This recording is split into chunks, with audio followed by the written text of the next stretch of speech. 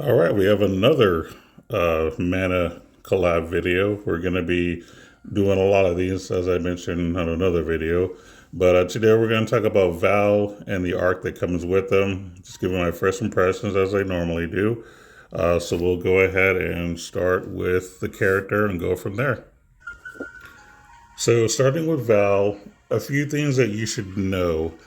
His skills do show as being no attribute attack. However, these skills will have an element if you have specific elements on his weapon. Now, he has traits that basically state that when you are equipping either a light, dark, or thunder weapon, you get all of your skills basically become that element. And I'm assuming it includes your special. Yeah, it includes your special as well. And of course, depending on the element you're using, will determine what class he is. And he may get certain buffs based off of what class he ends up being. So that's basically how he works. So even though his abilities basically look like no attribute, if you happen to have a light, dark, or thunder weapon, these skills will become that element. Now, I assume that if you're using a weapon of a different element or no attribute at all of these will become no attribute. The only downside to doing that is you will miss out on a lot of damage and damage caps because this is the kind of character that relies on weakness to deal damage. He does have a trait where if you are hitting an attribute weakness, you get extra damage and damage cap. So you really, really want to give him a dark, light, or a thunder weapon. So that's something that you definitely need to look out for. Um, this also applies to some of his passes as well. So depending on which element you're using, he can either be a Rune Knight, which being a Rune Knight will give him a trait that basically gives looks like a active skills 300%, extra damage type buffs, it looks like. So I'm guessing this is in regards to pursuit. So I'm assuming if you're doing like what's that, Icy Guardian kind of build, maybe that applies to that. But that's kind of what that does. For Aegis class, basically you won't flinch from certain elements. You reduce damage taken. Basically, he becomes a tank. He gets a guard ability while cutting damage. So that's kind of what that does. And then if you're doing the Berserker class, you get a lot of damage and damage cap. This is probably what most people are going to use if you're looking to deal the most damage possible consistently. This is probably what the majority of people are going to use for that damage. Now, if you were to not use the weapon of either of these elements, you lose all three of these passes. So you definitely want to pick one, and you will get one of these three passes. Now, you might not like this because, obviously, no matter what you choose, you're going to be missing out on at least two passes, but that's just how this character is built. So you just take it or leave it. Also, this EX guard will mainly be useful if you pick the Rune Knight class. However, for the other classes, this will not apply unless you add guard, which I don't think would be a great idea for this. If you're doing like physical damage, like that's what your focus is on this character. Other than that, a lot of these are just your normal everyday passes. He does have a few sabers if you're into that. That's just something. He does have Brood Buster, which is kind of cool. He does get anti-type boost, which is kind of cool. So he does have some other passes that are decent. He comes with Spirit Breath for free, which is good. Goddess Kiss, which is very expensive normally. So you're getting a nice passive that you don't have to pay for. Fair and Square, I believe, costs quite a bit too. Bless Speed. So like I said, he's got some stuff. Also, he wants to use a sword. A lot of his damage and damage caps are going to require the use of a sword. So if you don't give him a sword, you're missing out. So make sure that you are giving him either a dark, light, or thunder sword to be specific. So he is kind of locked into that. As far as like some other unique passives, we have one that gives you continuous Grand Brave and high protection. So, that's kind of nice.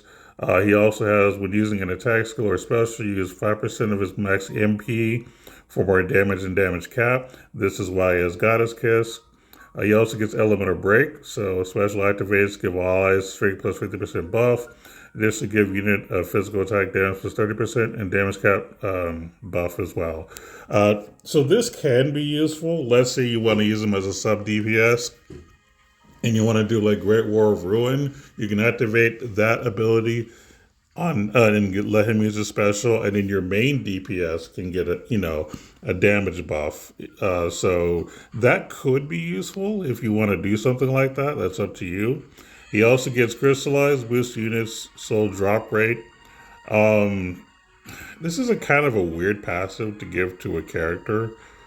I mean, yeah, it's convenient, I guess, if you want to potentially level them faster, but uh, I don't know how I feel about that. I'm not gonna lie. I don't know if we need something like that on an individual character. That's really better to go on an arc more than a character, but whatever. And of course, he has some transition or transient abilities as well. You can go through that on your own time. But basically, the way that I see this character, he's just meant to be a fun character. The mana characters are all kind of built like that in general. They're just meant for fun. They weren't meant to be like meta defining or anything like that. It's just more of if you're a fan of this particular game and you're a fan of the character, that's the biggest reason you're going to want to pull for this character.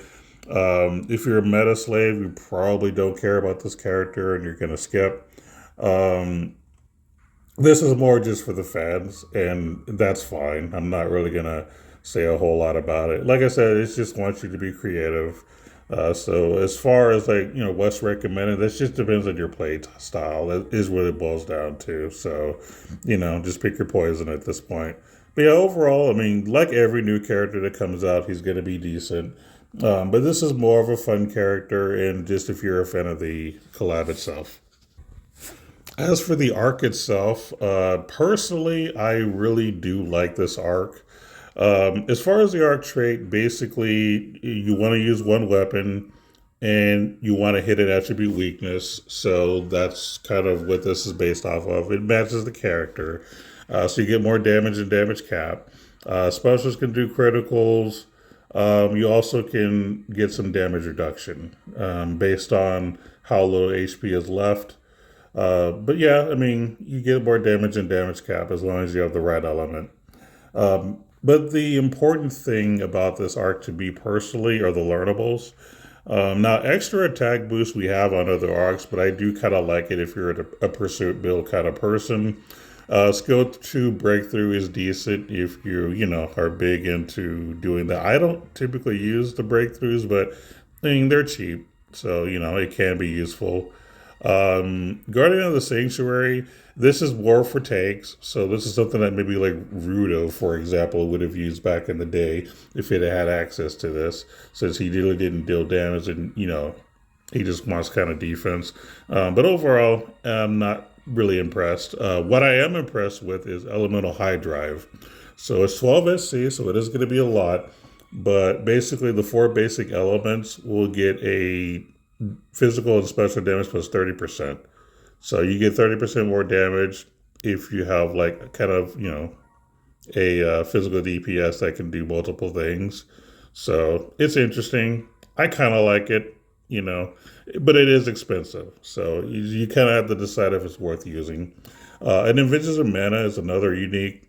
So when equipped with one weapon, you get 20% damage and 2,000 damage cap if it's the same attribute as the equipped weapon. So for Nana C, 20% damage, 2k damage cap. I think it's fine. It's also an ability that can be worth using. So like overall, I like the arc. Like I said, Elemental High Drive to me is the highlight, but I do think Visions of Mana is pretty good, and the rest are just kind of okay. And then of course the arc ether reward is the Flower Rod. Obviously, this does not match the character that's on the banner at all. This is just kind of a random thing. It kind of feels weird to do that, but whatever. But basically, you have some decent mind and intelligence with a little bit of MP. It's an Earth Elemental Staff. And basically, your recovery from Eunice healing magic just gets increased by 20%. Nullify, cut MD debuffs from active skills, excluding some. It's okay. It's really nothing to get excited about, to be honest. But overall, I like the arc. I think the arc traits are decent, and I think it has some good learnables. So I think it's worth it for the sake of collecting. Now, I'm not going to be doing any kind of showcase for Val. I didn't pull for him, not because I think he's bad or anything, but for those who don't know, I did just do a pity for a character right before the collab. So my resources are pretty low at the moment. So I'm basically having to pick and choose which one I'm going to try to go for. And I think I'm going to go for the second character instead. So now, if I'm lucky enough to pull the second character like in 110 pull, then I might do some pulls on this banner. But to be perfectly honest, I'm more interested in the second character than the first. That's really all it is. It's nothing against Val. I just don't have a lot of resources and I have to be picky. But overall, like I said, this is a decent banner. I think the character is fun, and I think the arc does have some useful learnables. But that's going to be it for today. We'll see you on the next one.